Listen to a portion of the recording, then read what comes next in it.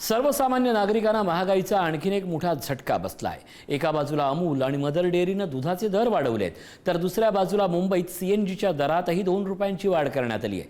इंधन आणि दैनंदिन गरजेच्या वस्तूंच्या वाढत्या किमतीमुळे सर्वसामान्यांचं मासिक बजेट पुन्हा कोलमडण्याची चिन्ह आहेत। पाहूयात हा रिपोर्ट। देशात पुन्हा महागाईचा कहर। होलसेल महागाईचा दर 8.3% वाढला।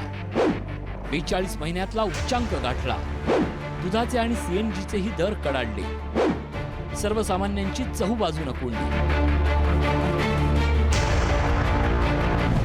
देशभरात दुधाचे दर पुन्हा वाढले आहेत। अमूल नंतर आता मदर डेअरीनेही दुधाच्या दरात प्रति लिटर 2 रुपयांची वाढ जाहीर केली आहे। उत्पादन खर्चात झालेली वाढ आणि वाहतूक खर्च वाढल्यामुळेच हा निर्णय घेण्यात आल्याचं कंपन्यांकडून सांगण्यात आलंय। गुरुवारपासून अमूल आणि मदर डेअरीचं दूध नव्या दरानं विकलं जाणार आहे। आधीच वाढत्या महागाईचा सामना करणाऱ्या सर्वसामान्य ग्राहकांना या दरवाढीचा थेट फटका बसणार आहे। घरगुती बजेटमध्ये दूध हा अत्यावश्यक घटक असल्यानं महिलांमध्ये आणि मध्यमवर्गीय कुटुंबांमध्ये नाराजी व्यक्त होते। दरम्यान मुंबईकरांनाही महागाईचा आणखीन एक धक्का बसलाय। महानगर गॅस लिमिटेडनं सीएनजीच्या दरात प्रति किलो 2 रुपयांची वाढ केली असून आता मुंबई आणि उपनगरांमध्ये सीएनजीचा दर 84 रुपये प्रति किलो झाला। हे नवे दर मध्यरात्रीपासून लागू करण्यात आले। हाँ, 2 रुपया महंगा जाला है। हम लोग दिन भर काम करता है इधर, लेकिन थोड़ा तकलीफ होता है। लेकिन अभी बढ़ा तो सरकार का प्रॉब्लम है, इसलिए बढ़ाया होगा। लेकिन दिन भर तुमको तकलीफ तो होता ही है। महंगा 2 रुपये बहुत होता है। दिन भर गाड़ी चलाना है, 10 किलो सीएनजी आता है भरने के लिए, तो उसमें कई 150 रुपये का हमारा नुकसान होता है। उसमें अभी तकलीफ तो है, पर अभी सरकार क्या कर निर्णय लेता है उसको सरकार को सोचना पड़ेगा इसके बारे में। 2 रुपया बढ़ाते रहते हैं लोग, हर टाइम तो 2 रुपया 5 रुपया बढ़ा देता है।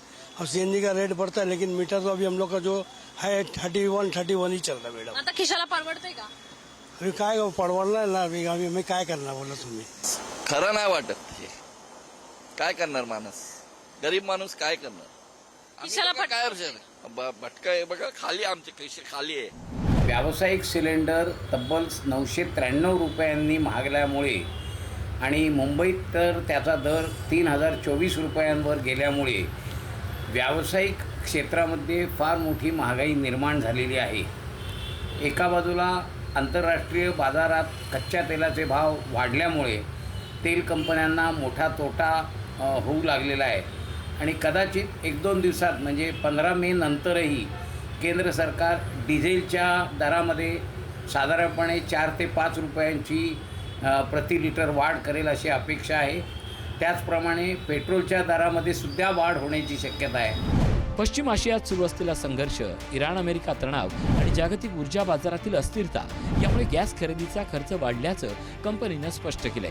देशांतर्गत उत्पादन अपुरं पडत असल्यानं भारताला महागड्या आयातीवर अवलंबून राहावं लागत असल्याचंही सांगितलं जातंय। या दरवाढीचा सर्वाधिक फटका रिक्षा आणि टॅक्सी चालकांना बसण्याची शक्यता आहे। मुंबईत लाखो वाहनं सीएनजीवर चालत असल्यानं सार्वजनिक वाहतुकीच्या खर्चात वाढ होणार आहे। रिक्षा संघटनांनी भाडेवाढीची मागणी करण्याचे संकेत दिले आहेत। मुंबईसह राज्यातील इतर भागांमध्ये गॅस पुरवठ्याच्या अडचणी समोर येत आहेत, तर तिकडे इंदापूरमध्येही कमी गॅस पुरवठ्यामुळे सीएनजी पंप काही तास बंद ठेवावे लागत आहेत। रोज 12 ते 12.5 हजार किलोमीटर मागणी असताना केवळ 9.5 किलो पुरवठा होत असल्यानं वाहन चालकांना रांगेत ताटकळत उभं राहावं लागतंय। तर बीडमध्ये गॅस एजन्सी विरोधात ग्राहकांनी आंदोलन छेडलंय।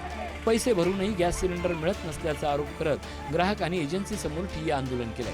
सिलेंडर मिळेपर्यंत एजन्सी सुरू होऊ देणार नाही असा इशाराही आंदोलकांनी दिलाय। सन्माननीय जिल्हाधिकारी साहेब काय म्हणतात की एलपीजी गॅस आणि गॅसचा तुटवडा कुठेही जिल्ह्यामध्ये आम्ही होऊ देणार नाही। एकीकडे जिल्हाधिकारी बैठका घेतात, दुसरीकडे जनतेला खोटे आश्वासनं देतात। हे सगळं बंद झालं पाहिजे। आज आम्ही या ठिकाणी या ऑफिसला कुलूप लावलेलं आहे, सर्व काम बंद केलेले आहेत। हे जोपर्यंत या लोकांना गॅसचे पैसे जे भरून घेतलेले आहेत ते एक गॅस द्या किंवा आमचे पैसे वापस द्या, अशी सगळ्या लोकांची मागणी आहे। एकीकडे दुधाचे वाढते दर, दुसरीकडे सीएनजी आणि घरगुती गॅस संदर्भात अडचणी, त्यामुळे सर्वसामान्यांच्या खिशावर दुहेरी नाही तर तिहेरी आर्थिक ताण निर्माण होत असल्याचं चित्र आहे। येत्या काळात सार्वजनिक वाहतूक आणि दैनंदिन गरजेच्या वस्तूंचे दर आणखीन वाढण्याची शक्यता व्यक्त केली जाते। एप्रिल 2026 मध्ये भारताचा घाऊक महागाई दर तब्बल 8.30% पोहोचला असून हा मागील 42 महिन्यातील उच्चांक ठरलाय।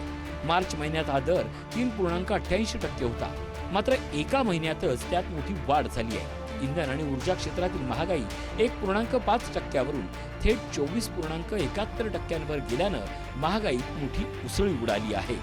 सध्या अन्नधान्य महागाई नियंत्रणात असली तरी वाढत्या ऊर्जा खर्चामुळे किरकोळ महागाईवर पुढील काळात मोठा परिणाम होण्याची भीती व्यक्त होते आहे. ब्युरो रिपोर्ट, पुढारी न्यूज.